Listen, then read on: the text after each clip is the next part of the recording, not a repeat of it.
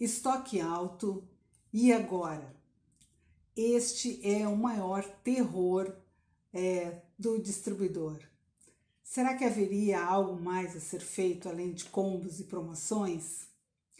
Eu sou Tânia Cunha e nesse canal eu falo de venda interna para o distribuidor de alimentos, bebidas e itens relacionados.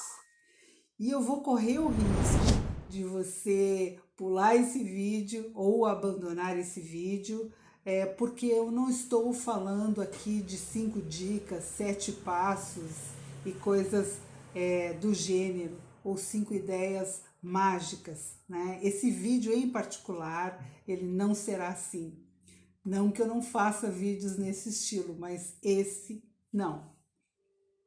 Mas eu vou contar aqui para vocês, então eu vou misturando experiências executadas nesse segmento e enquanto coordenadora de venda interna, e informações de mercado, tendências e notícias do setor e principalmente dados de pesquisa. Que daí isso pode nortear aqui a nossa conversa. É evidente que não existem verdades absolutas, mas vamos trazer aqui o que faz sentido. Então, o estoque alto, evidentemente que nós temos aí a pandemia, que de certa forma desconfigura um pouco as referências do que se tinha anteriormente, mas permanece e serve de base, que é o histórico anterior à pandemia. Não há como falar sem estoque, sem trazer um questionamento extremamente importante. Por que compramos? O que compramos? Né? Parece uma pergunta muito simples, mas se a gente for analisar assim no detalhe, nós vamos descobrir muitas compras que não deveriam ter sido feitas e outras, na verdade, que deixamos de fazer, deixamos de evoluir, deixamos de nos tornar ainda mais especialista naquilo que estamos nos propondo para atender o segmento gastronômico e agora eu diria que o consumidor em geral. Tá? Então, em tese, tanto quanto possível, a escolha da venda, da compra de determinados itens deveria ser técnica. Talvez na maioria do tempo seja, né? Mas existem alguns momentos que isso é deixado de lado. Então, isso acontece quando tem muita pressão da indústria, né, para que você compre determinado item, e às vezes você é obrigado a comprar porque senão não vai ter um benefício ou uma condição especial naquele item que você mais precisa, naquele que mais circula ali no seu negócio. Então, de certa forma, tem que se submeter, ou vamos pensar de um jeito um pouco melhor, é algo que precisa, né, eu recebo alguma coisa, mas também tenho que ceder de outro lado. As campanhas motivacionais, que são investimentos das indústrias também, isso é um fator. A solicitação de algum profissional, às vezes o profissional diz, nossa, tenho um cliente em potencial, preciso colocar determinado item em linha, ou eu tenho um nicho extremamente promissor, então esse produto precisa ser adquirido. Isso é importante, essas questões têm que ser levadas em conta, com certeza, mas não é suficiente para uma tomada de decisão. É algo muito particular e que não vai atender a necessidade do negócio como um todo. E uma outra questão também, né? Outro fator, melhor dizendo, que pode ser algo que está intimamente ligado à questão do estoque, é uma margem acima da média. Então, evidente que isso tem valores, e acima da média de mercado, eu digo. Evidente que há motivos para que isso seja feito em determinado tipo de negócio, mas isso precisa estar acompanhado de muito valor. Senão, também pode ser um ponto de dificuldade. E qual é a solução aí desses primeiros itens? A solução é critérios, né? Critérios de acordo com as características do negócio, o propósito do negócio, né? A sua gestão e minimamente uma pesquisa de mercado, pesquisa com os profissionais do negócio, pesquisa com clientes. Mas a síntese de tudo isso é critérios. E é evidente que todo negócio tem lá suas exceções, mas as exceções devem ser tratadas como exceções e regras são regras.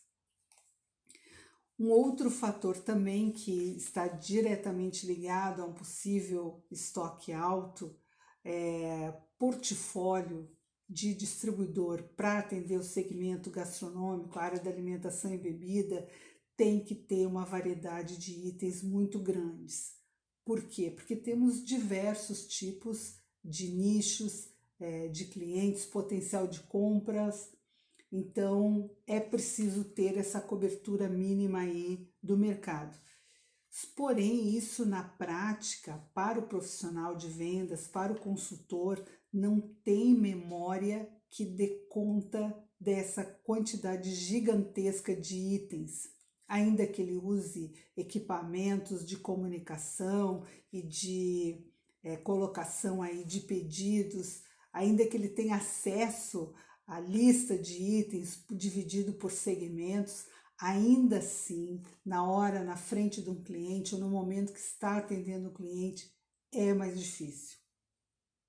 Então, você fazer uma venda ou um atendimento com a extensão na esteira de produtos necessária. Como é que se resolve isso? Tecnologia, e não tem jeito, né? E o que seria essa tecnologia? É uma recomendação online ali, na hora que ele possa ter a recomendação ou pelo tipo de cliente, né? Essa recomendação já está cadastrada, ou por nicho, por segmento, enfim. Tem que ter na hora tem que surgir uma recomendação que contemple o máximo de itens possível de forma coerente, evidente.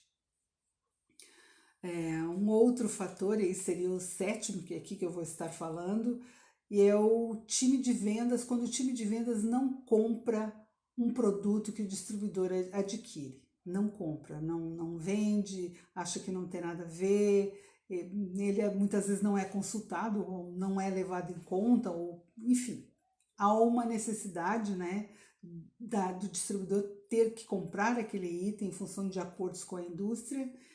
E o que vai acontecer? Ele não vai focar no produto. Às vezes a pressão pega, mas ele não vai focar, ou vai fazer um mais ou menos até ele ser esquecido daquela cobrança e vai continuar fazendo o que ele está fazendo. Então, o time de vendas ele tem que estar muito próximo desses objetivos, das razões que levaram o distribuidor a fazer essa compra, e todo mundo tem que fazer lá a sua contribuição, seu esforço, e enfim, e colocar para fora aquele item. A capacitação é a oitava questão que implica diretamente estoque. A capacitação para a venda de produtos, ela em alguns momentos ela é extremamente generalista. Então, se você tem equipes grandes, é difícil, às vezes, se for um pequeno distribuidor ou um médio, ele pode às vezes ter uma concentração, né? Vende só na capital ou vende só em determinadas regiões que tem mais ou menos as mesmas características. Mas isso é difícil. Normalmente o distribuidor ele está numa posição de atender um público de várias regiões, né? São esses acordos, às vezes, com as indústrias, de ter uma cobertura ampla. Então, se os clientes querem personalização, querem customização, treinamentos também. Um cliente da capital é diferente, um consultor de vendas da capital é diferente, um consultor de vendas do interior ou de uma região ou de uma periferia. Então, essas particularidades precisam ser levadas em conta na hora de treinar para que seja mais assertivo possível, né? Os nichos, os públicos são diferentes também.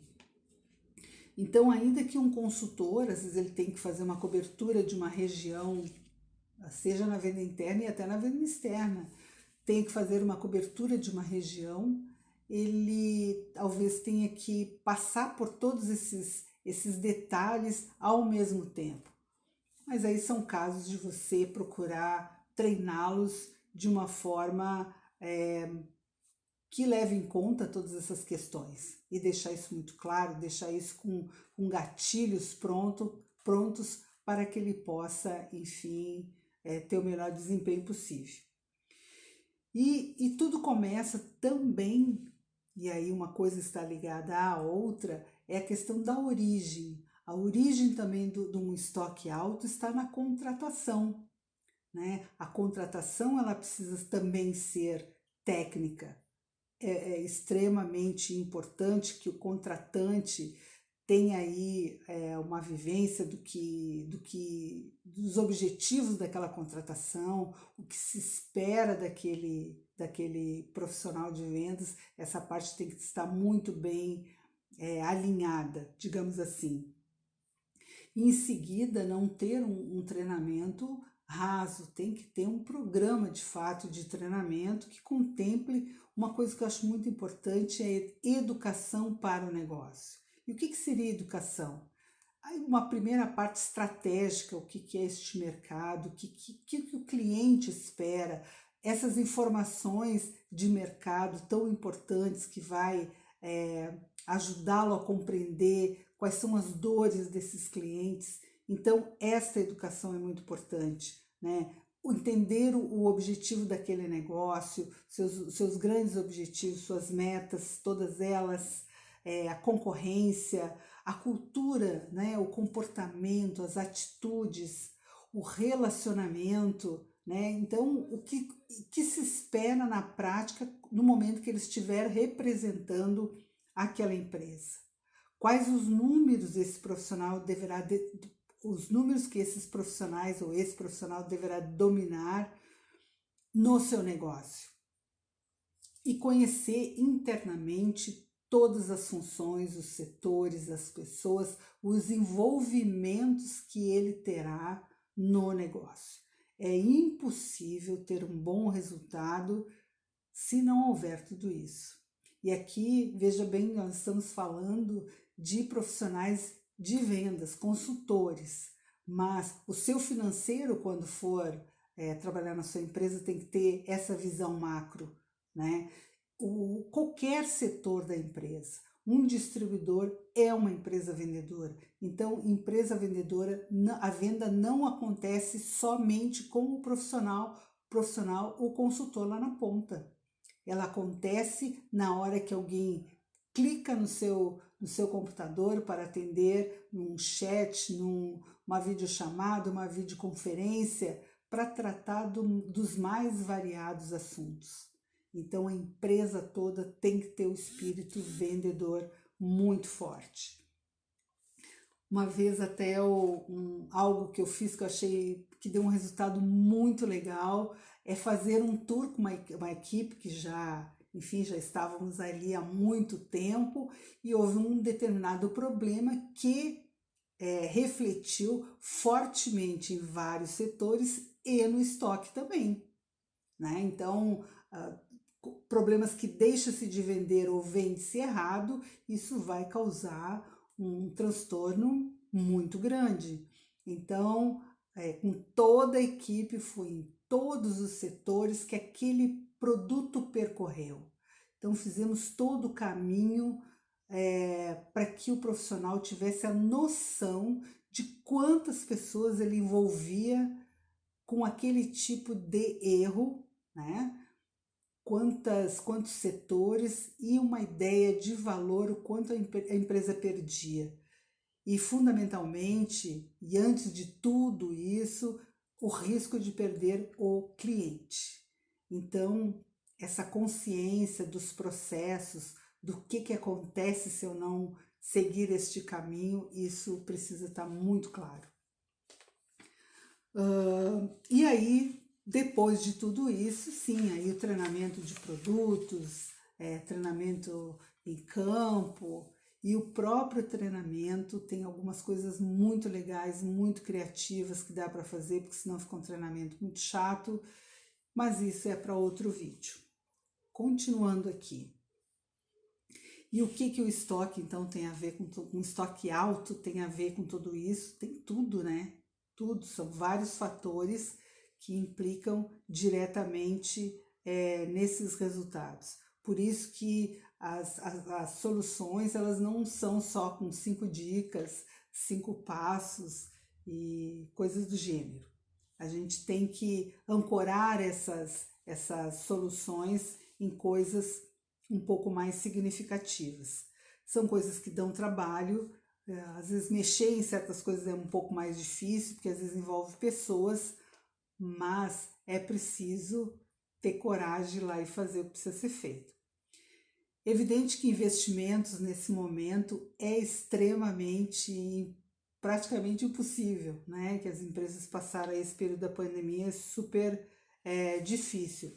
Mas ainda assim a gente não pode deixar de falar. Então, é hora de replanejar o negócio. É como se a gente começasse um novo período, um novo século, um novo marco. Eu acho que a pandemia foi um marco realmente na humanidade toda e nos negócios de forma geral. Então é hora de replanejar, de rever, né, o seu negócio, os seus atributos, o que você oferece.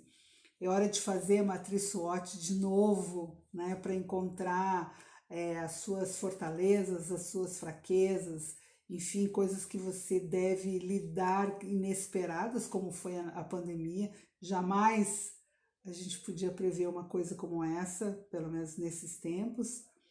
Então tem que ser extremamente previdente. Então é um excelente momento para você rever o seu negócio. Qual é o seu posicionamento de mercado, né? O posicionamento do seu negócio é diferenciação, é preço, é tudo junto e misturado, é inovação, o que é? Você acha cedo demais para isso, porque o mercado recém está começando a voltar? Eu diria para você que não. Daqui a pouco você vai entender o porquê. Rever as estratégias operacionais, os seus diferenciais, então, montar um calendário de execução para as coisas as coisas que são macro, as coisas que são pequenas, as mudanças, os ajustes, né, as soluções ainda que incrementais, tudo isso decodificado aí no seu radar. E, se possível, construa isso a muitas mãos. Sozinho é muito difícil. Então, se você tem pessoas para te ajudar, use, né? Um olhar aí para o mercado em geral, negócios iguais ao seu, negócios diferentes dos seus. Se você conversar um pouquinho com cada pessoa, e isso é como um tempero, você vai descobrindo como é que as pessoas, o que está dando certo, né? Em resumo, seria isso. Valorize as sugestões e as opiniões do seu time interno. Mas para isso, às vezes a gente tem que desmanchar o que eu digo de guetos, né? Então, às vezes, sempre pessoas que ficam norteando a parte mais difícil das mudanças. E é crucial, como eu falei anteriormente, trabalhar essas informações de mercado que estão aí, aproveitar as empresas e as entidades do setor, como a Abrazel, que é a Associação Brasileira de Bares e Restaurantes, a própria ABAD, né, que é a Associação Brasileira de Atacadistas e Distribuidores. Como eu falei no vídeo anterior, eu não estou ganhando nada da ABAD ainda. E eu vou dar alguns exemplos importantes de onde é que saem, às vezes, as soluções tão fáceis aí disponíveis, que a maioria dos distribuidores tem acesso a essas informações. E no final, mais algumas dicas aí um pouquinho mais rápidas. Então, essas informações que eu vou dar agora, desses dois setores aí, são informações que ratificam, né, o que a gente falou até agora, né, que são soluções importantes aí e mudanças importantes, dando sinais para os negócios, onde é que podem ter novas saídas, novos comportamentos, enfim. Então, informação de mercado é ferramenta de gestão. Tem que se habituar com isso. Então, vamos lá. Dados daqui da Abate. Então, com relação aos alimentos saudáveis, segundo a Euromonitor Internacional, que é uma entidade que faz pesquisa e monitora esse setor, né, os alimentos saudáveis cresceu 33% de 2015 a 2020. Já havia uma tendência de sinalização para o consumo de alimentos saudáveis. A expectativa é que cresça mais 27% até 2025. Indústria de alimentos e bebidas saudáveis passou de 75 bilhões em 2015 para 100 bilhões em 2020. E a previsão é que até 2025 serão 127 bilhões de reais. Olha quanto investimento já não vai surgir neste setor. E é importante que nesse levantamento feito estão os produtos fortificados, os produtos que têm ingredientes adicionados, e produtos funcionais principalmente, e aí naturalmente estão os produtos totalmente saudáveis e os produtos orgânicos, né?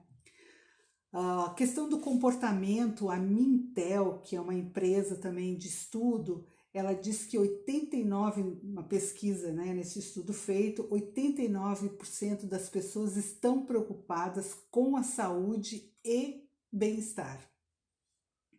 2 indicadores também importantes. 75% delas pretendem consumir alimentos saudáveis pós-pandemia, ou seja, já estão fazendo isso. 45% da população pretende reduzir o açúcar. Outra dica ali importante, queriam dicas? Então tá aí uma dica. 46% já adota snacks, né, saudáveis entre as refeições. E olha só, uma questão bastante relevante.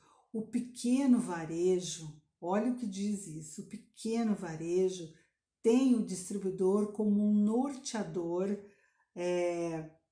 de novidades, do que comprar, do que colocar, né, para que ele tenha um abastecimento que vá ao encontro do seu cliente final. Evidente, juntando as características do lugar, do ticket médio, de todas essas questões aí que já sabemos. Mas olha que legal essa informação. O que quer dizer isso? O distribuidor pode ser mais presente na vida do cliente, não só com propagandas, com publicidade, com promoções, mas com informações relevantes. Informações relevantes que podem mudar o destino, a vida daquele negócio. Então, e quem investe nessas pesquisas e deixa disponível, né, para o mercado, para esse segmento, é a indústria que investe nessas análises, as empresas especializadas, os sites especializados, as entidades que investem, porque essas pesquisas não são gratuitas, né? Então, e vem ainda com análise, com recomendação, olha só que maravilha! Então você pode realmente utilizar isso para atender aí, resolver as dores do seu mercado. Outras questões ainda, informações sobre informação balanceada. Existe uma tendência de controle um pouco maior de consumo de refeições diárias. Preço continua sendo importante, ele vem seguido da qualidade, mas as pessoas tendem a buscar escolhas mais nutritivas, mais saudáveis e um consumo mais equilibrado, monitorando o cardápio diário. E então, como eu falei, enviar esses dados para o cliente vai mudar a sua relação com ele. Com certeza, você está dizendo, olha, este aqui é um caminho promissor, tem esses dados aqui que você pode se embasar para uma nova compra e eu tenho para te atender. A Nielsen, também, que é uma importante empresa de pesquisa, diz que 83% dos consumidores já declararam ter pelo menos um hábito saudável. Então, não é algo que vai acontecer, é algo que já está acontecendo. Rotulagem, né? As pessoas, por conta essa questão da saúde, trouxe à tona alguns cuidados que estavam esquecidos, como, por exemplo, ler rótulos, entender os rótulos, né? Hoje poucos sabem do consumidor, mas agora estão procurando aprender os primeiros itens, que são os itens mais que têm componentes maiores, né, no início ali da descrição dos itens que são usados. Então, o consumidor começa a se informar, um olhar mais detalhado, quer saber o que está colocando para dentro, né, o que está consumindo de fato. Isso é uma tendência mundial, não é uma coisa só brasileira. Conectar-se com a nova demanda também é um fator importante. Uma outra empresa de marketing, a catarinense Selfie, registrou um aumento de 230% na venda de kits com sucos funcionais. Então, só ratifica essa tendência. Não é de hoje que a conveniência e a autonomia é que estão dando as cartas nesse canal. Eu já abordo isso em outros vídeos da questão da conveniência. O cliente sabe que ele tem muitas opções para deixar a vida dele, o dia a dia, muito mais fácil. O site Mercado e Consumo também relata aqui numa reportagem, falando outra vez do omnichannel, que é o cliente, que é o distribuidor ou qualquer negócio de venda de alimentos, né? Por exemplo, que é o que estamos falando, o cliente ele tem ter várias portas de entrada de acordo com a necessidade e o desejo daquele consumidor. Se ele quer comprar pelo site, ele compra. Se ele quer comprar no e-commerce, ele compra. Se ele quer questionar, perguntar, tirar dúvidas, ele liga. Então, ele vai transitar por várias maneiras, vários acessos e no final vai decidir por onde ele vai efetuar a sua compra. Então, todos os canais têm que estar, desculpem, preparados para atender esse cliente prontamente. Um outro fator que esse site fala também nessa reportagem é que os executivos precisam estar mais abertos para novas ideias, além de uma gestão horizontalizada, né? Sem silos, digamos assim, para evitar que se desagreguem, enfim. Então, estar aberto para novas ideias e experimentar mesmo sem estar pronto, né? Porque às vezes é um sonho de consumo fazer algo que a gente tenha certeza 100% que vai dar certo e às vezes não, infelizmente não tem como.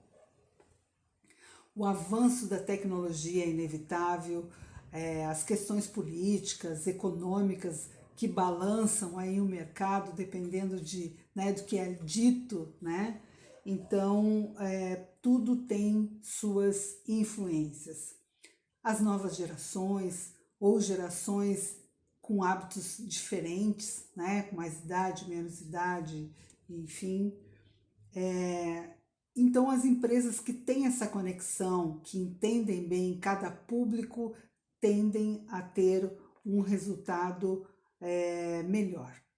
E as empresas precisam ter velocidade nas suas implementações, né? Os produtos, diz aqui nessa reportagem, não são mais vendidos, eles são comprados. Então, você vai ter que ter motivos para que uma empresa, né, o consumidor, compre aí os seus produtos.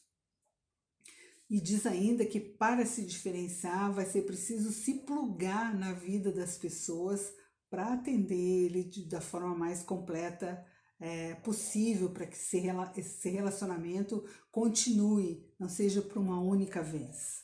E você possa contar com esse cliente também no seu negócio. E aqui fala também das medidas, né, que o difícil é descobrir o óbvio, lidar com o óbvio, né? A gente fica esperando uma grande, bombástica solução e não executa as coisas simples.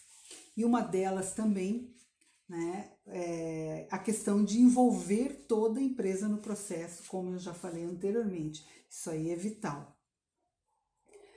E aqui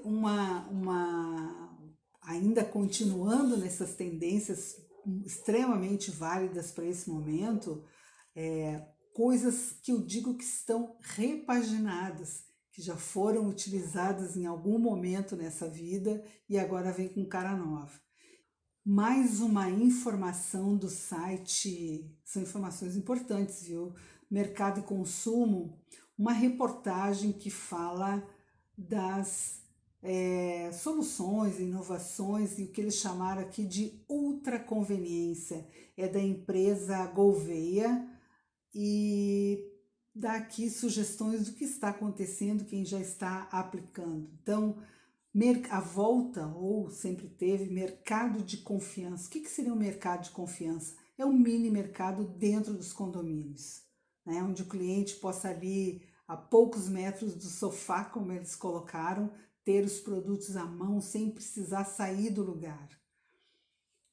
Condomínios, né, é um potencial violento, eu diria, né? Inclusive, há uma tendência das pessoas morarem mais em condomínio, viverem mais em comunidade, para que possam utilizar serviços, produtos, enfim, de uma maneira, eu não digo conjunta, mas ter mais acesso a coisas que só é oferecida para um volume grande de pessoas. Então, uma excelente oportunidade para desenvolver produto e serviço aí. Lojas autônomas são aquelas lojas que não têm atendente, são lojas automáticas. Você vai lá, coloca a sua condição de pagamento, escolhe o produto, sai com ele na mão.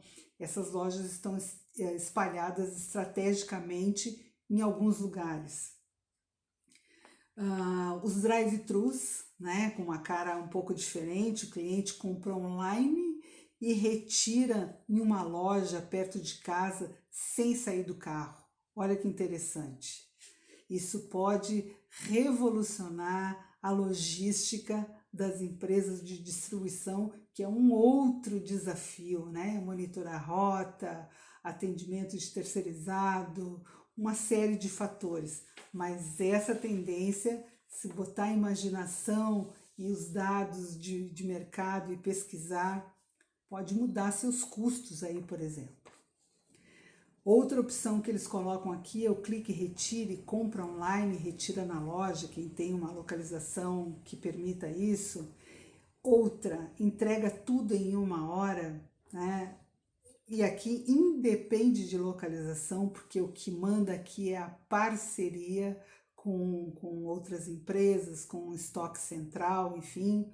Quem está investindo fortemente nisso é Mercado Livre, Magalu, Amazon, entre outras empresas.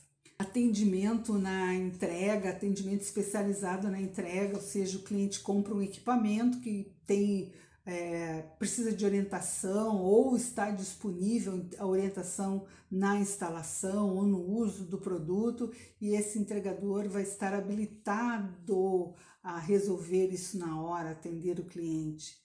As dark stores, que são centros de produção de alimentos que atendem sob demanda, são cozinhas que estão lá em um ambiente fechado, focados único e exclusivamente na produção, e isso reduz custos, facilidade, velocidade de entrega e um uso extremamente racional aí, sob controle, né, de produtos. teste de produtos, às vezes na loja, que o cliente tem a oportunidade de ir até a loja e estando nela vai poder experimentar ou enfim, ou verificar esses produtos em uso. Entre outras coisas, mas todo esse objetivo aqui é atender o cliente na maior completude aqui possível. E nesse site também do Mercado e Consumo, ele diz que os desafios do food service é manter a conexão com os clientes, ou seja, vai além das suas postagens dos seus produtos, seus serviços, você vai ter que de alguma maneira, nem sempre a gente acerta, mas você também vai ter que disponibilizar informação, recomendação e orientação, né? Profissionalização dos operadores, a transformação digital, monitoramento de rotas, inteligência para uma predição de volumes de compras mais racional, uso de CRM. Aqui eu digo para vocês que já existem ferramentas extremamente, softwares muito baratos, acessíveis, e está pronto e são customizáveis, são adaptáveis, então realmente isso é importante. O próprio e-commerce e a sua evolução e a inteligência de dados, né, com a tecnologia, e eu ainda coloco que o maior desafio ainda são as pessoas, os investimentos, obviamente, e as pessoas. Tem também um outro desafio que são as próprias indústrias com suas plataformas com venda direta, formando clubes de compras e outras questões, onde o consumidor final, o cliente final, pode comprar diretamente. A questão do crédito é um grande desafio também, quando dar esse crédito, quando não disponibilizar esse crédito para o cliente, isso é uma dificuldade bastante grande, com margens extremamente aí, esmagadas, eu diria, né? Taxas de operações financeiras e acesso do próprio negócio a crédito. Então, realmente, são desafios, mas tem que pegar de tudo isso o que é possível realizar nesse momento. Não tudo de uma vez, mas tem que fazer uma previsão, né, uma programação para a implementação.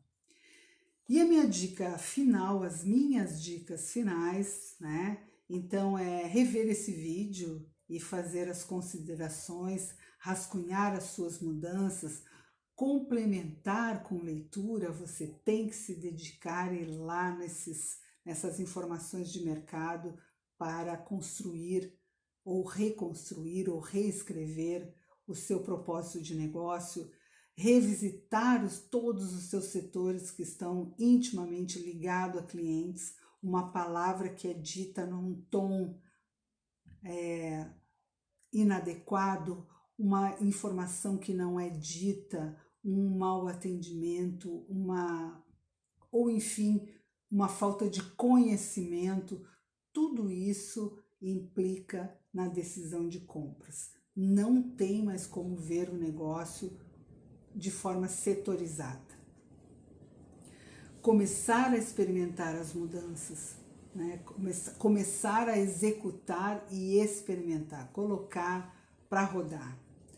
E comunicar, melhorar a comunicação interna e disseminar, inclusive, essas informações aqui dessas entidades aqui que eu falei, disponibilizar isso de forma interessante para o grupo, para os profissionais do negócio e não só os profissionais de vendas. Ter no seu negócio, isso eu já falei em outro vídeo, um profissional que se dedique a clientes e atendimento, atendimento e mercado. Tem que ter. Porque, inclusive, função dedicada. Porque isso é que vai levar para frente, vai ajudar de fato as empresas. Os outros setores, as outras funções são importantes, claro que são, mas não ter essa peça compromete aí os resultados. Desenvolvimento de ofertas nichadas, né, para públicos nichados, combos inteligentes, que são esses sazonais, né, que temos aí épocas propícias para isso, e agora não só a época, mas públicos, né? Um exemplo, nós temos o público que mora só, né, que é um público aí consumidor. Temos outros tipos de públicos que às vezes são deixados de lado por uma questão de paradigmas mesmo, que precisam ser quebrados. Usar aí no streaming de vendas, né, fazer apresentações dos seus produtos de forma virtual. Isso pode ser feito de forma coordenada, da forma que for mais adequada, mais fácil, né? Traduza suas comunicações em vídeos, em podcast, né? E o mesmo processo você pode usar no público interno para treinar, por exemplo, né? Então, fiz um post outro dia no Instagram falando que uma rede de farmácias, uma grande rede, mudou a embalagem. Antes era uma sacolinha, agora é um pacote fechado, e nesse pacote vem um bilhetinho dizendo que o nome da pessoa que separou aquele pedido, que tomou todo o cuidado, e que qualquer dúvida ela pode ligar para o número tal ou acessar o site tal ou da forma online. Então, isso é para medir a experiência de vendas do cliente. Achei isso genial. É tão simples e que dá um conforto, uma certeza de cuidado, e isso tem um valor imenso na hora de escolher, né? Então, a questão dos condomínios, já falei que é uma coisa que não perca isso de vista, né? E uma outra questão, eu não lembro exatamente se foi há 8 anos atrás, mais ou menos, que eu criei um processo chamado Fórum de Serviços. Na época também não sei porque que foi esse nome, mas enfim. Qual era o objetivo? Chamar o cliente até o distribuidor, recebê-lo muito bem. Normalmente era para um almoço, uma sobremesa bacana. E lá estavam os fornecedores que estavam naqueles produtos que ele estava ali degustando. Uma massa, um molho, um creme. Então, em parceria com as indústrias, com o técnico das indústrias, compunhamos, né, aquela apresentação. Então, ele tinha uma recepção extremamente calorosa, digamos assim, e ele podia entender de forma conjunta todo aquele que nós tínhamos na época para oferecer.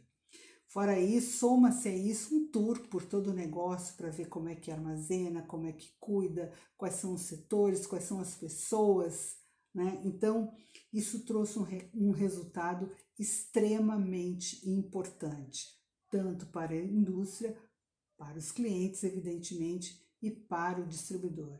Isso foi de um valor extremamente significativo. Então, crie momentos, né? Agora, se ainda tudo está se flexibilizando, mas se ainda assim tivermos restrição para receber o cliente, façamos isso virtual. Você manda aí um kit de algum produto, café que seja, para o seu cliente, marca um encontro, faz um vídeo e tá tudo certo. Está feito o seu fórum de serviços, está feita a sua reunião. Eu acho que esse tipo de aproximação é extremamente importante. Outras sugestões já dadas em outro vídeo era ligar para os 10 clientes mais importantes do seu negócio, né, por segmento, por nicho. Faça os seus critérios, né, mas faça isso que você, além de se aproximar, vai descobrir as dores reais. Faça ações de engajamento interno. Crie concurso de ideias, de sugestões. Isso tem um valor fantástico, fantástico. Lembro da história do creme dental, não lembro qual é a marca agora, que a empresa se debatia, né, para vender mais creme dental, que precisava aumentar muito a venda, e um funcionário comum, ouvindo a conversa, sugeriu: vamos aumentar o diâmetro do produto, né? Vai sair muito mais pasta de dente e a compra vai se tornar mais frequente. Não deu outra, né? Então, para aquela época, esse recurso funcionou. Então, valorize os seus profissionais. Dê oportunidade para as pessoas sugerirem e colocar as suas ideias. Isso é muito importante. Sempre se colhe algo interessante. E desenvolva a sua venda interna. Até agora, tudo isso é focando a experiência do negócio e, evidentemente, que a venda interna está nesse processo. Então, venda interna tem que aprender a trabalhar com nichos, com segmentos. Isso qualifica o distribuidor nas suas parcerias, isso qualifica o profissional, o consultor, isso depois é disseminado em todo o negócio. É mais difícil? É mais difícil. Demora mais? Com certeza, mas é algo que tem um valor, tem produtos de valor agregado, que é extremamente importante, né? E valor de relacionamento, de qualidade de atendimento. Então, temos mais questões ainda um pouco diferentes dessas, mas vamos deixar para o próximo vídeo. Então, essa foi a nossa conversa de hoje. Eu espero que possa de fato ser útil para você. Não sou só eu quem digo isso, mas é todo um mercado, entidades importantes que falam da transformação digital, das mudanças de mercado, do poder do consumidor. Então, do quanto você tem que olhar para dentro do seu negócio e mudar o que é preciso. Então, esse foi o nosso papo de hoje e nos vemos no próximo vídeo. Bons negócios aí para você!